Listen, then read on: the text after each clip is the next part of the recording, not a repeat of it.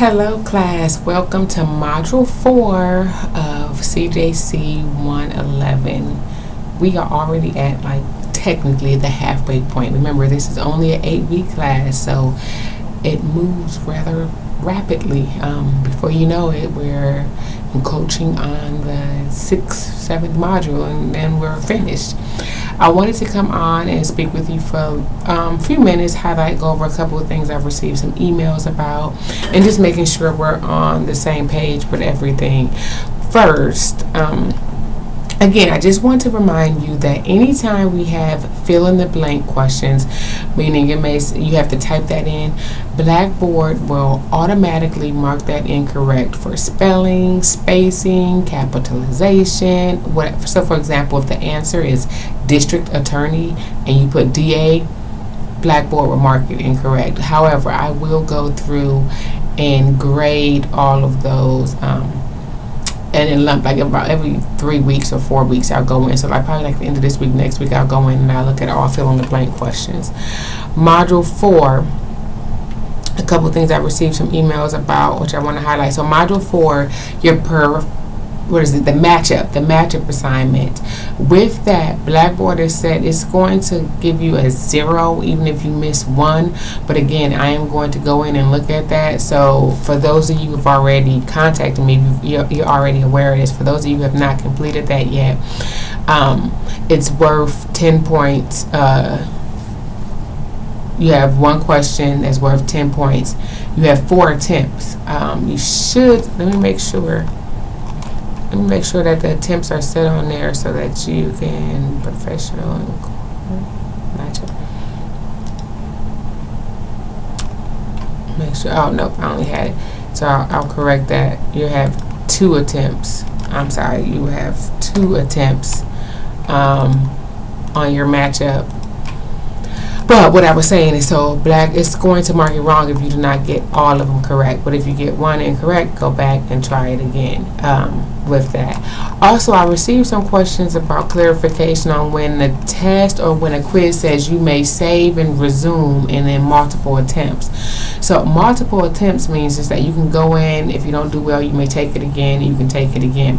However, save and resume later does not mean that you have multiple attempts. So you do not want to hit submit if you're planning on returning back to that. You want to save and then go back into it. So the difference with that is it's not like a second attempt. It's just, let's say you start working on this and you need to take a break. You just press save and then you can go back later and go in there. If you run into any issues with that, let me know and I'll go in and double check and make sure that it's set properly. But again, save and resume later is not the same as multiple attempts. You still only have 1 attempt. You just may save it and go back to it. In Module 4, we start talking about the courtroom makeup. Who's in the courtroom, what are their roles and responsibilities.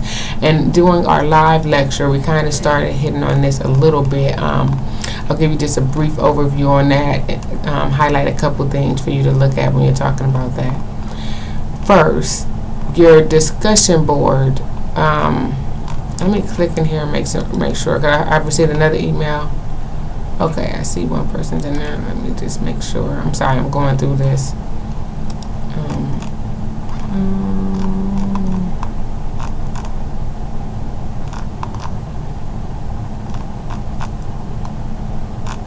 When you're inside of the module, make sure you click on that discussion board. Like I'm noticing now, Module 3 is out of place from the rest of them. But so when you're inside the module, click on that discussion board and it will actually take you directly to where you need to go to post in, as opposed to trying to click on the discussion board tab. And just when you're inside assignment, when you see that, click on that and it'll take you right there. So when I am in Module 4 and I click on this Module 3 discussion board, I see where Jonathan Foster has posted his announcement. You just want to click on that and then create the thread. Do not try to go outside the discussion board. Just click on that and it'll direct you directly to where you need to go. My apologies. I'm looking through this as I talk to you to make sure that I'm seeing the same thing you're seeing. Your discussion board this week: what makes the courtroom fair or unfair? Money, social status. Think about that, and when you remember, I mean, I'm not looking for a 3-4 sentence. I need you to put some substance in that. Why is the courtroom unfair? Use some references. What do you think? Have something of to reference your thoughts of what you're saying behind it, not just making like a blanket statement, but what is your reasoning behind that statement when you're posting.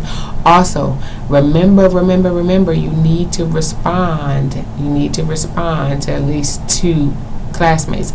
I've started grading some, and some of you I didn't grade because I'm like, okay, I'm going to give you an opportunity to go in and respond. You need to make sure that you're responding to at least 2 classmates, not just I agree or disagree. You need to make it conversational, right? You need to maybe prompt a question and elaborate on your thought with that discussion board. For this week, when we think about the courtroom, we think about what's made up. There are some key players in the courtroom. Obviously, you have a judge, right? You have a bailiff. You have the person representing the state. A person representing the state is that person who's there for, like, bringing forth the charges against you. So if you committed something, you versus the state, this person that's bringing the charges against you is the state, who's referred to as a couple different things. You have a DA, which is a district attorney, or you have a state's attorney. They're the prosecutors, the people who are prosecuting you. I'm saying that you're the one that's being charged and defended.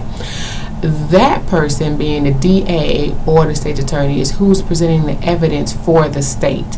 So whatever evidence, incriminating evidence they have against you, that's who's presenting that evidence against you. Then you have yourself, again, for the scenario, you're the defendant. Yourself, the defendant, you're the one that's accused of committing offense. You can actually go 1 or 2 ways as far as representation.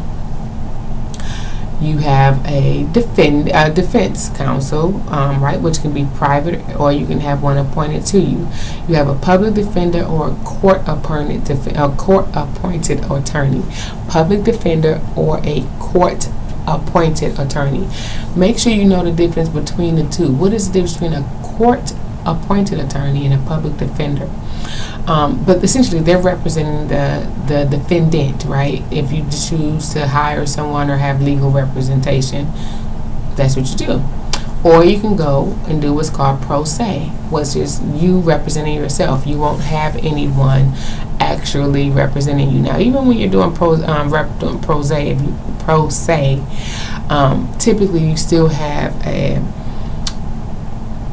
court-appointed attorney, or someone's there by working with you, but you're doing everything yourself.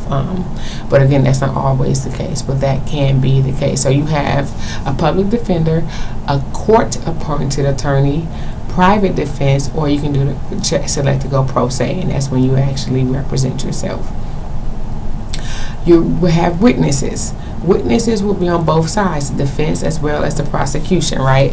Whatever the charges are and whatever the defense is saying, you will have people that can attest to your story, what you're saying actually occurred.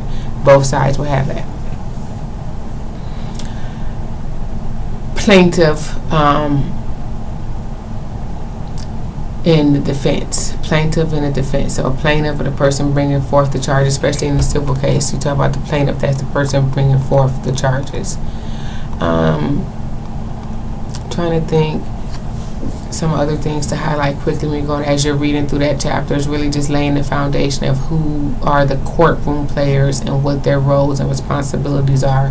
Judge, the different attorneys, your bailiff, you have your jury, and then understanding if you select to go to trial, you have 1 or 2 options, right? You have a bench trial or a jury trial. And just think about that for a second. What's the difference between a bench trial and a jury trial? And what's some of the benefits for both? What's the benefit of a bench trial? What's the benefit of a jury trial? And then what are some of the disadvantages? So both have their benefits and their disadvantages when you're looking at that. My voice is going out, it seems like. But I just wanted to come on real quick, give you a quick snippet of that for Module 4. Hoping that you're tracking and realizing this is like the halfway point. Just trying to think if there are any other questions that came about from emails that I wanted to address. I think that's pretty much it. As always, if you need to get in contact with me, you can call me or stop by the office or shoot me an email. I'll get caught up. I think there's some of you, if you hadn't had things graded, make sure, because I'm going in grading, I was giving you an opportunity to post that response, or maybe if I took a look at something and I'm like, this is like a 2-sentence response, or your initial discussion board was like 3 sentences, I didn't grade it, giving you an opportunity to go in and fix it. I will go in and grade everything this week, so everything will be caught up. So feel free to reach out to me if you have any other questions, and I look forward to chatting with you soon. We'll probably have another live chat next week. So next week I'll post, this week I'll post information about our live chat next week. I will talk to you guys soon. Bye-bye.